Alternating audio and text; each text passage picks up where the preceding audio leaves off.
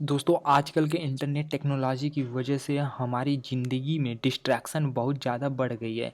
आप दिन में बार-बार फ़ोन चेक करेंगे, सोशल मीडिया के मैसेज पढ़ते होंगे, इससे हमारे दिमाग में फालतू जानकारी आती रहती है। ब्रेन को ये सब कचरा जानकारी भी प्रोसेस करनी पड़ती है। इस वजह से ब्रेन ज़रूरी चीज़ों पर फोकस नहीं कर पाता। लेकिन आज की बुक पढ़कर आप फोकस ही नहीं बल्कि हाइपर फोकस डेवलप करना सीख जाओगे। Chapter number 1 switch off auto pilot mode. हम बहुत से काम बिना सोचे ही करते हैं, हमें उनकी आदत लग गई होती है, इसे ही ऑटो पायलट कहते हैं।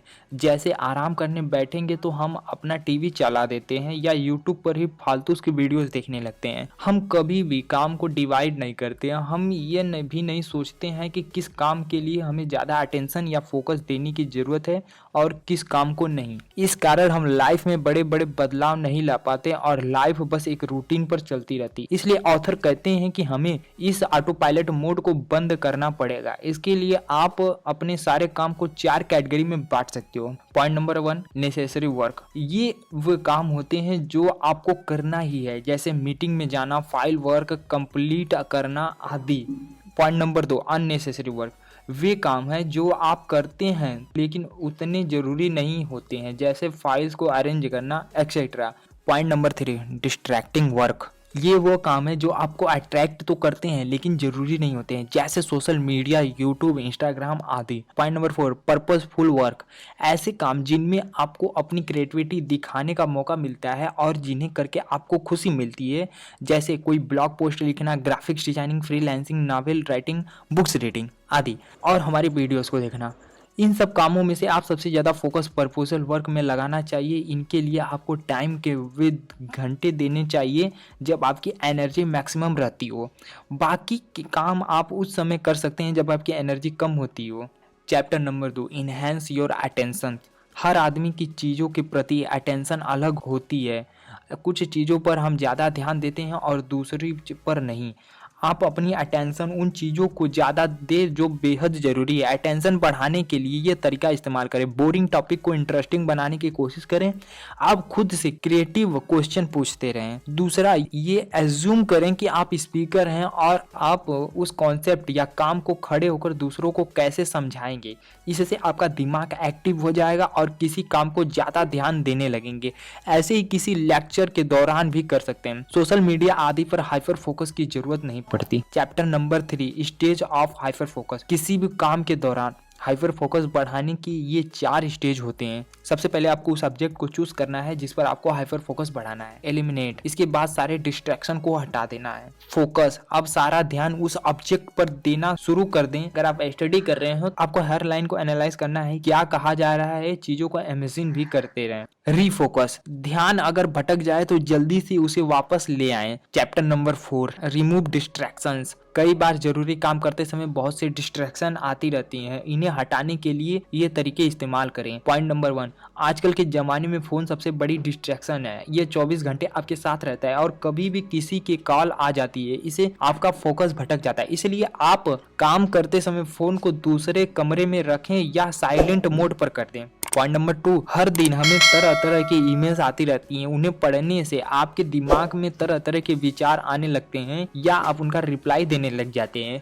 इससे आपका बहुत सा टाइम वेस्ट हो जाता है। इसलिए फालतू की वेबसाइट को अनसब्सक्राइब कर दें और मेल्स के लिए 5 मिनट्स रूल लगाएं। सारी मेल्स 5 मिनट में पढ़ें, जो जरूरी नहीं है उन्हें उसी समय पर डिलीट कर दें। ये नियम हमारे सोशल मीडिया मैसेजेस के लिए भी होता है और यूट्यूब वीडियोस के लिए भी होता है। बट हाँ, आप हमारे चैनल को सब्सक्राइब कीजिएगा। पॉइंट नंबर 3 छोटी छोटी चीजों के लिए मीटिंग की जरूरत नहीं होनी चाहिए। ऐसी मीटिंग ना खुद रखें और ना ही उनमें जाएं। इससे आपका बहुत सा टाइम और एनर्जी बच जाएगा जिसे आप किसी जरूरी काम में लगा सकते हैं। Chapter number 5 hyper focus as a habit.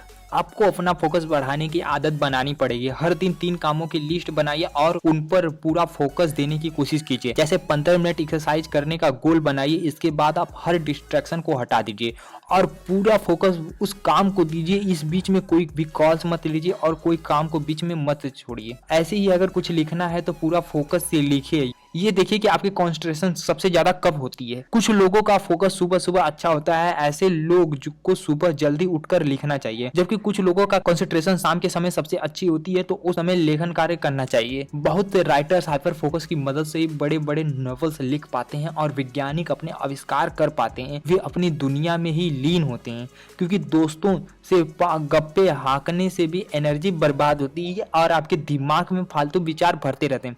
इसीलिए अगर कुछ क्रिएटिव करना है तो अकेले खुश रहना सीखिए। Chapter number 6, scatter focus.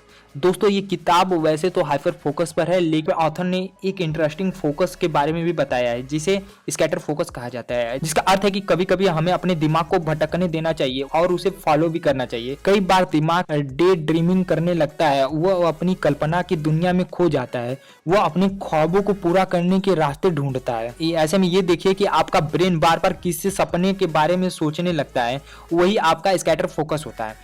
उसे नोट कर लीजिए और फिर उस पर हाइपर फोकस लगा दीजिए। जैसे अगर आप बार बार कोई ब्लॉग शुरू करने की सोचते रहते हैं तो उसे लिख दीजिए और फिर फोकस ब्लॉग शुरू करने पर लगा दीजिए। Chapter number 7, recharge your brain. बहुत बार कॉम्प्लेक्स कार्य करते हुए हमारा दिमाग थक जाता है, इससे हमारा फोकस हिल सकता है और हम उस कार्य को अच्छे से नहीं कर सकते। ऐसे ही कई बार हम पढ़ते पढ़ते उब जाते हैं और ऐसा लगता है कि कुछ भी दिमाग में नहीं जा रहा है। ऐसे में आपको अपने ब्रेन को फिर से रिचार्ज करना होगा। दरअसल ज्यादा देर तक दिमागी कार्य करने से हमारे न्यूरोट्रांसमीटर जैसे एसिटाइलकोलाइन आदि खत्म हो जाते हैं और हम अपने काम पर फोकस नहीं कर पाते। इसलिए हमेशा 45 मिनट के बाद ब्रेक लेते रहें।